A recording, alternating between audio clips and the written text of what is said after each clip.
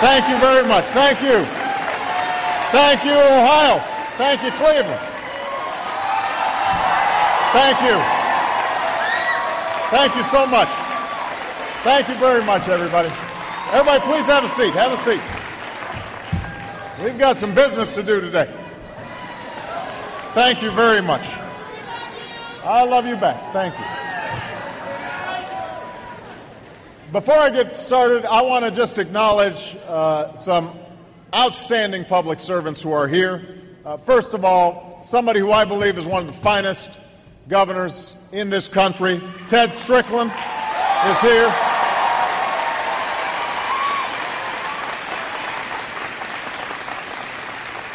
The lieutenant governor and soon-to-be junior senator from the great state of Ohio.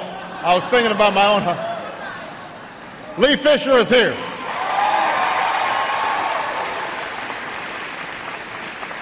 Yeah, I used to hear that line all the time about senator from Illinois.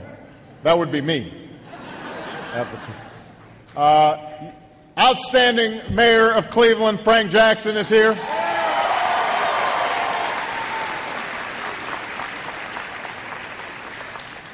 The mayor of Parma, Dean DePerio.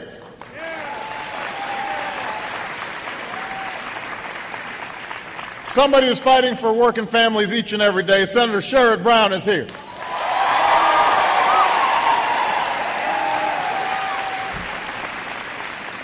And three of the hardest working and finest members of the House of Representatives, Dennis Kucinich, Marcia Fudge,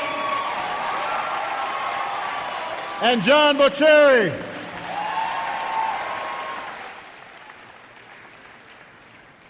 Well, good afternoon, everybody. It is good to be back in Ohio.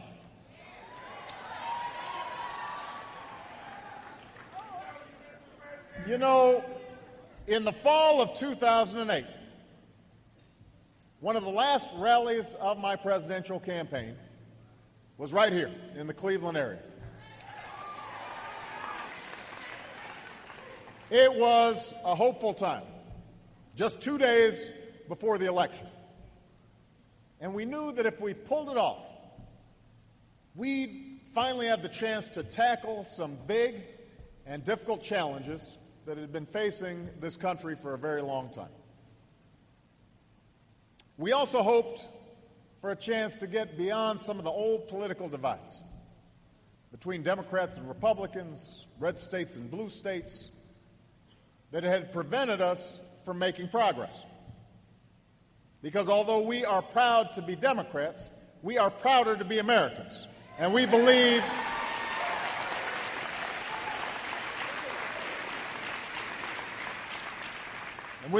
then and we believe now that no single party has a monopoly on wisdom.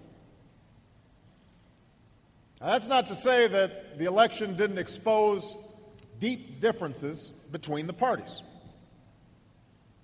I ran for president because for much of the last decade, a very specific governing philosophy had reigned about how America should work. Cut taxes, especially for millionaires and billionaires. Cut regulations for special interests. Cut trade deals, even if they didn't benefit our workers. Cut back on investments in our people and in our future, in education and clean energy and research and technology. The idea was that if we just had blind faith in the market, if we let corporations play by their own rules, if we left everyone else to fend for themselves, then America would grow and America would prosper. And for a time, this idea gave us the illusion of prosperity. We saw financial firms and CEOs take in record profits and record bonuses. We saw a housing boom that led to new homeowners and new jobs in construction. Consumers bought more condos and bigger cars and better TVs. But while all this was happening, the broader economy was becoming weaker. Nobody understands that more than the people of Ohio. Job growth between 2000 and 2008 was slower than it had been in any economic expansion since World War II. Slower than it's been over the last year. The wages and incomes of middle-class families kept falling, while the cost of everything from tuition to health care kept on going up. Folks were forced to put more debt on their credit cards and borrow against homes that many couldn't afford to buy in the first place. And meanwhile, a failure to pay for 2 wars and 2 tax cuts for the wealthy helped turn a record surplus into a record deficit. I ran for president because I believed that this kind of economy was unsustainable for the middle class and for the future of our nation. I ran because I had a different idea about how America was built. It was an idea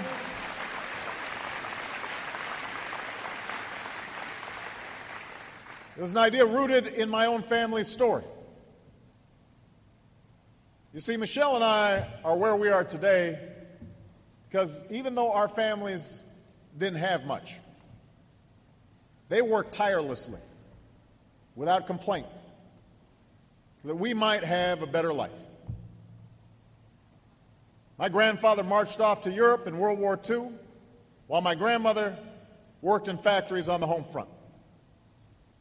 I had a single mom who put herself through school and would wake before dawn to make sure I got a decent education. Michelle can still remember her father heading out to his job as a city worker long after multiple sclerosis had made it impossible for him to walk without crutches. He always got to work. He just had to get up a little earlier. Yes, our families believed in the American values of self-reliance and individual responsibility, and they instilled those values in their children.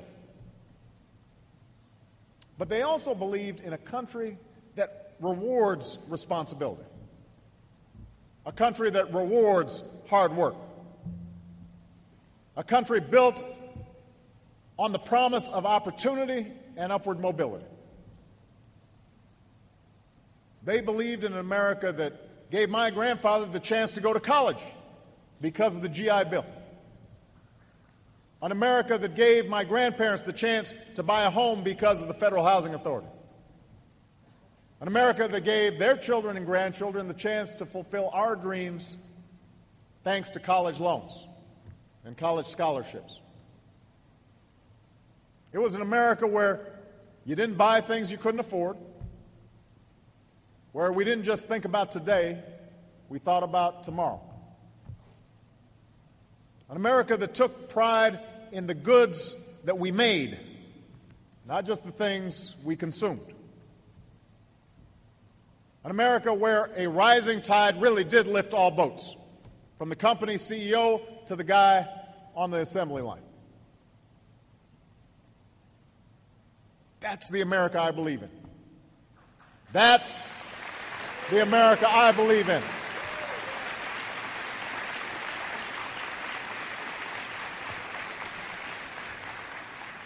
That's what led me to work in the shadow of the shuttered steel plant on the south side of Chicago when I was a community organizer.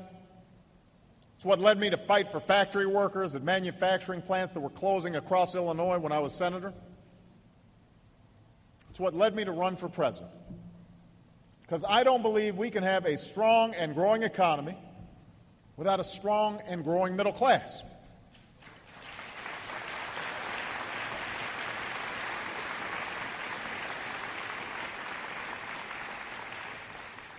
Now, much has happened since that election.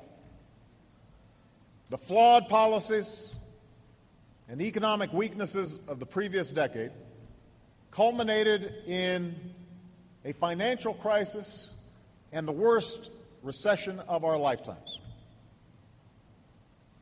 And my hope was that the crisis would cause everybody, Democrats and Republicans, to pull together and tackle our problems in a practical way. But as we all know, things didn't work out that way.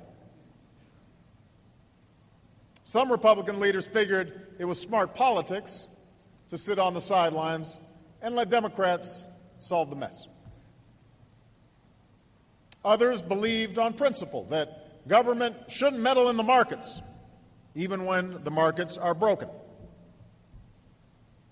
But with the nation losing nearly 800,000 jobs the month that I was sworn into office, my most urgent task was to stop a financial meltdown and prevent this recession from becoming a second depression.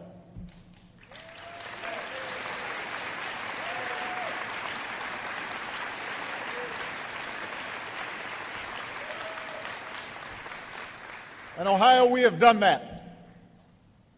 The economy is growing again. The financial markets have stabilized. The private sector has created jobs for the last 8 months in a row.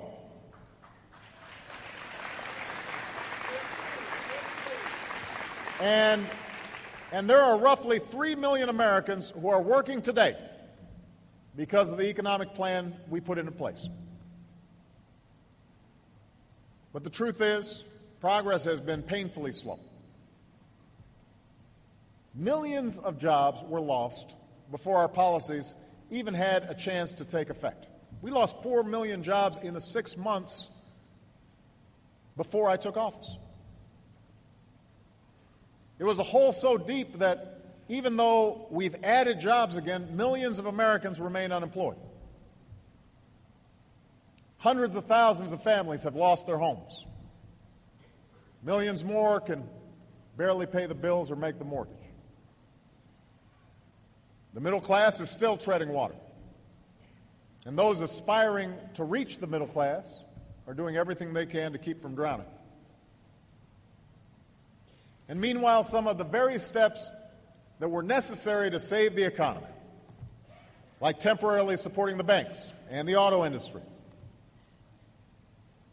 fed the perception that Washington is still ignoring the middle class in favor of special interests. And so people are frustrated, and they're angry, and they're anxious about the future. I understand that. I also understand that in a political campaign, the easiest thing for the other side to do is to ride this fear and anger all the way to Election Day. And that's what's happening right now.